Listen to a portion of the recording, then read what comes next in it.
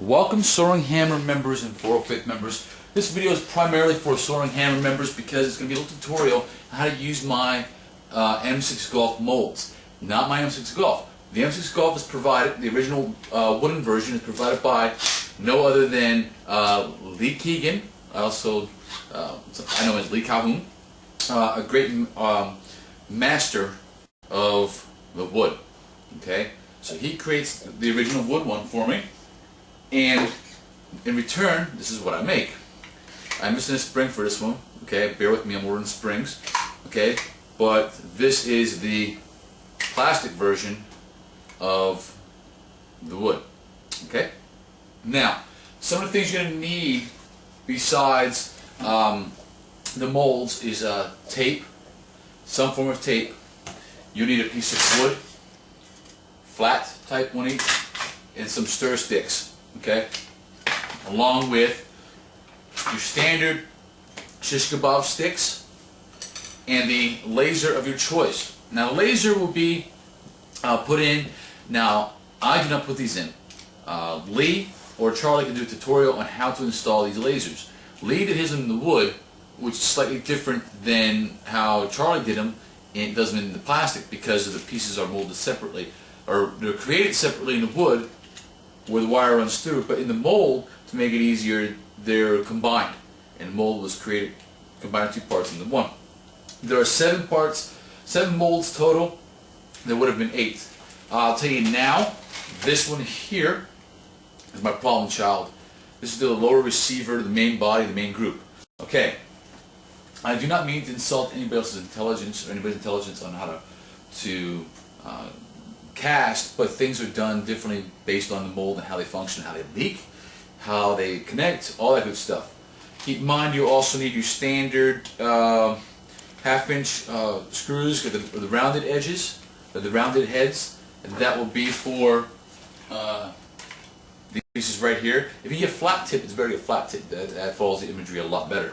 You'll also need a pack of the 1 inch, and that's to screw the handle into place, and this little piece in the back into place. I call it the spring stopper. Okay, and you'll need a couple of these rubber washers. You can get them in plastic too. The tiny washers, you can get them at Home Depot, Hobby Lobby, not Hobby Lobby, Home Depot, Lowe's, maybe even Walmart. But they're to create these center pieces, these side pieces here. We just didn't want to mold them, cast them if you can already buy them. It's just easier. Okay, now. First one we're going to discuss are your small components. Your small components are your normal, quote, pour components. You pour and go, okay? And that is your hand guard, which connects to the handle and the lower receiver. Okay, connects right here. So that's a mold. You pour and you go. That's it. If you have overflow, you do a little bit of sanding. You also have to sand this tip down a little bit, adjust it to slip it into this piece up here. All that stuff is adjusted as you sand. Okay. Next, we're going to get into are this molds here, which are another pour and go. Okay, it's got 3 pieces in it. It's got these 2 locking clips, 1 for each side, locking pins.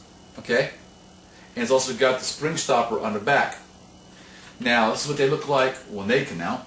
Okay, there's my 2 side pieces with my spring stopper. Here's my spring stopper. It's a little square. You'll see it's got a hole. Normally it's got a hole marking in the mold, so you already know where you have to drill a little hole at and where your screw's going to run through from underneath. Okay? Too easy. These pins, they clean up pretty good. On the inside of these pins, there's a tiny little hole marking that you will drill out as well. Now you're probably asking, what do you use to connect to what runs through the weapon? And that's what these normal shish kebab sticks are for. You cut your piece off, you put your super glue one in, you drill, super glue it in, slip it through, measure the other side, cut, super glue the other end on the other side. Okay? Very easy. Now, we get into, that takes care of this mold here. These stationary molds are complete. Next we're going to get into is the trigger mold. Now the trigger mold is, I like this one. It's very easy to use. Okay, I'm going to move some of these pieces out of the way here for you. Alright, the trigger mold is rather simple. It's just a pour and go. But you got to squeeze it together real quick because I have a slice through it right there. Okay? Squeeze it together. Make sure it's good to go. You pour and you go. There's some minor sanding that needs to be done to it when it comes out. If you overflow, so on and so forth. When it's done, you pull apart, grab it, and slip it right out. Done. Here is pretty much how the trigger already comes out. In order to fit properly, all your moving parts, some things swell, some things shrink, adjust, it shifts, you know. So in order to make pieces fit together, you will try each individual piece, okay, together. Like this piece, you actually try in 2 different spots. Just slip it into the handle right here to make sure it fits in the handle smoothly. Fits. Good. You're also going to make sure that on the bottom here, where this top sliding piece slips in, you're going to make sure that it slides in there all the way. Okay? Which it does. Now on my mold, it produces a little bit of flash inside there, so I'm going to send the Dremel bit that's going to go and get up in there with. It's a rather like $8 bit, but it was worth it because I need to get up inside there to make this a smooth fit. Okay? Smooth fit here, smooth fit on the handle. Alright, so you're good with that. You have 2 little holes right there and right there. They will be marked already from the mold. You will drill them out. That's just for detail. Okay? Very simple so far. Now I'm going to start getting to more of the complicated molds. Alright? And that is going to be, let's go with the handle first. I love this mold, it's nice. See this pipe right here? This pipe right here is the centerpiece, you'll see, is hollow on the handle. So you have to keep the rubber in there straight so it don't move side to side, up and down, and create an off shift inside your handle.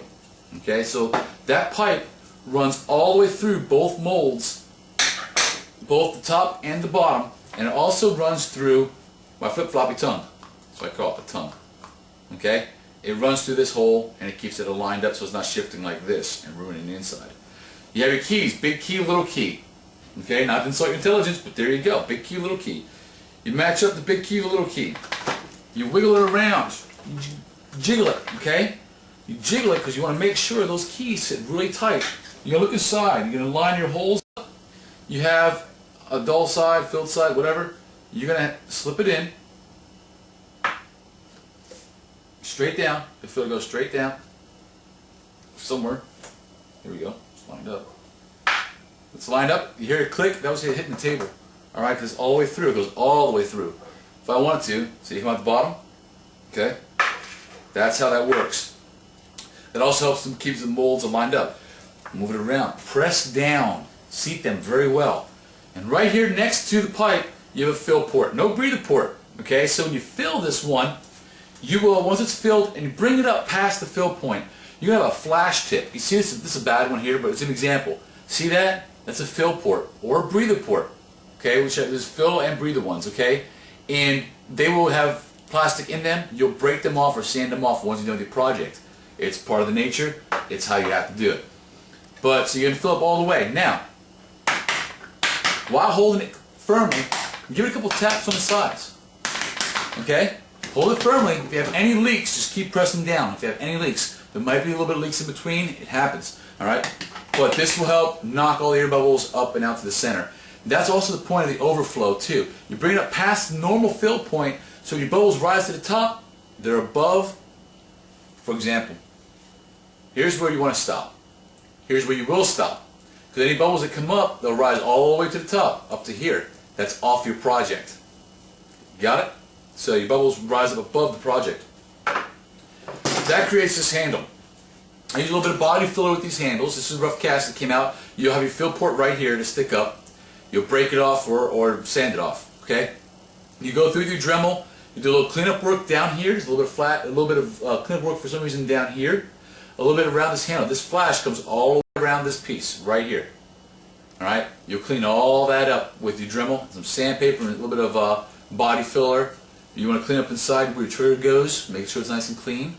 And the bottom, you know, anything. If any little air holes or any pieces that are unlevel, body filler. Okay, I mean, there's no shame in using body filler. It needs to be done. All right, so that creates the handle. You already tested the handle with your trigger. Now you also want to test it with your lower receiver, and it sits in there perfect. Okay, so you want to test your pieces out. Make sure you have to do any sanding. All right, when you drill, actually I'll get to the assembly in a second. So that takes care of the handle.